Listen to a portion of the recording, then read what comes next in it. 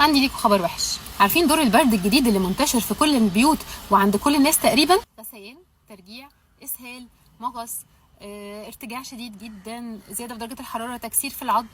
وكل الاعراض دي ساعات بتيجي كلها او بعض منها. وعن تجربه الدور ده سيء جدا، وللاسف اعراض مشاكل الجهاز الهضمي من غثيان وارتجاع بتفضل مكمله حتى بعد الدور ما يعدي، ممكن نقول اسبوع 10 ايام كمان.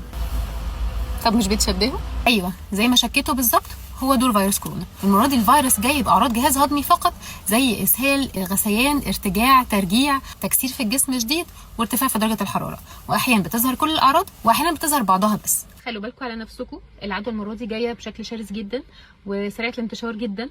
اللي بيتصاب مره ممكن يتصاب 2 و3. الانسان ممكن يبقى كارير للعدوى ويعدي ناس كتير جدا حواليه. الدور تقيل وصعب، خلوا بالكم على نفسكم، ابعدوا عن التجمعات. ولو انت مضطر تحضر مكان فيه تجمع كبير، يا نلبس الماسك يا اما نحافظ على المسافات، بلاش بوس واحضان. حافظوا على نفسكم وحافظوا على اولادكم وحافظوا على اهاليكم. وما تنسوش تبعتوا الفيديو ده لكل اللي تعرفوهم عشان تحذروهم من العدوى الجديده.